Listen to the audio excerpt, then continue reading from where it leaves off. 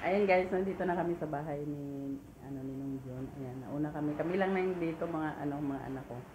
Kasi nga inaayos namin yung gamit namin. Ito yung bahay nila.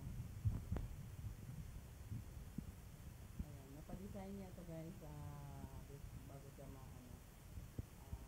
nagkasakit. Ayan. So nag-resign siya, ayan, nakuha niya yung pera dito. Sa worth niya, worth 1 million. Ayan. So ito yung pinagawa niya ng bahay. So up and down yan guys. Ayan.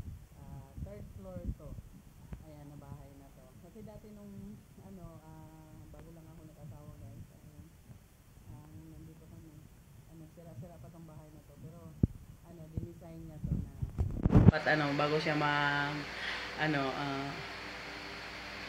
magtapos sa trabaho niya, makapagawa muna siya ng bahay. So yan. So eto, ayan si Ninong June. Ayan. So kami pa lang kasi ang tao dito guys, kaya makakuha na ng update. Ayan. So ayan, tatlo pa lang kami dito guys, yung anak ko. Ayan. May isa, ayan, mga pagod kasi nga wala kami mga tulog. Siyempre ito ang last. Yun yung last na night ni Ninong June sa bahay na to. Ayan. Ayan. Nakakalungkot kasi nga wala nang si Ninong Jong kasi maingay yun. Pag yung for example may bisita, ayan, super ingay yan, magluto-luto kung anong lulutuin niya, ayan, para sa bisita. Ayan, so pag nagpunta kami dito guys, talagang asikaso ka, kahit na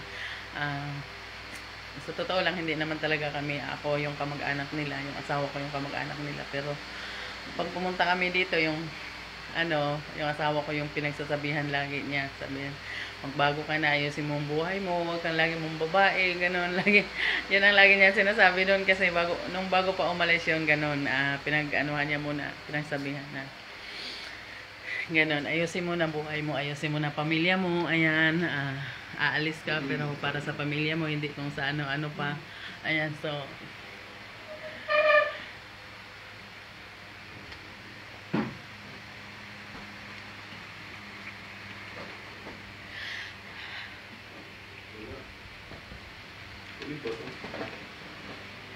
naisip ko yung mga niya, at sinasabi niya sa asawa ko. Nakakalungkot pero wala eh. Wala tayong magagawa kasi yung buhay kasi natin hirap lang. Ayun, Diyos talaga nakakaalam kung kailan tayo kunin. Ayan, kahit ako, hindi natin alam kung hanggang kailan lang. Kaya, kailangan talaga maging mga mabuting tao tayo. Kasi anytime, mawawala tayo dito, hindi natin alam.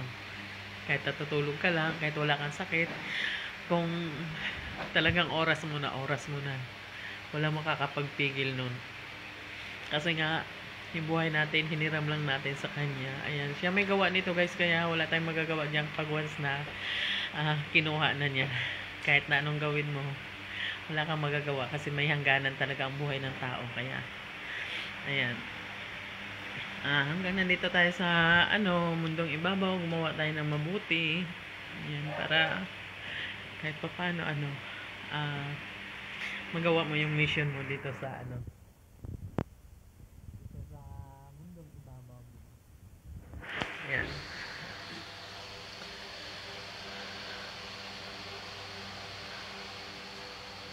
Kaya sasabi ko lang, paalam na. Ayan. Darating ang time, ayun, magkita-kita pa rin tayo doon. Kasi doon naman lahat tayo pupunta. Ngayon nga lang,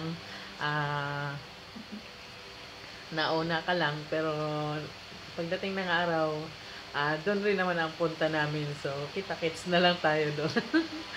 Ayan.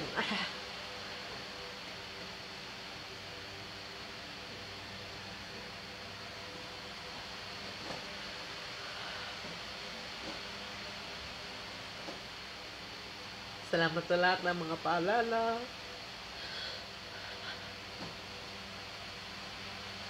Sa mga matulong mo sa pamilya ko.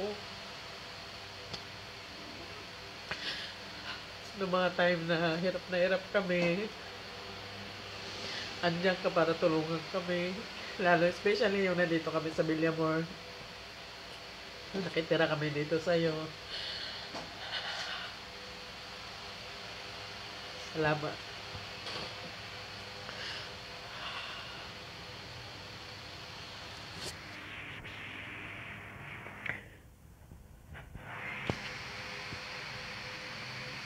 Ingat ka na lang dyan kasi no choice tayo. Ayan. Gabayan mo na lang yung mga anak mo. Ayan. Dalawa lang naman yung anak mo. Si Ate Linda. Huwag mong pabayaan. Alam ko naman na nandiyan ka palagi. Hindi mo sila iiwan.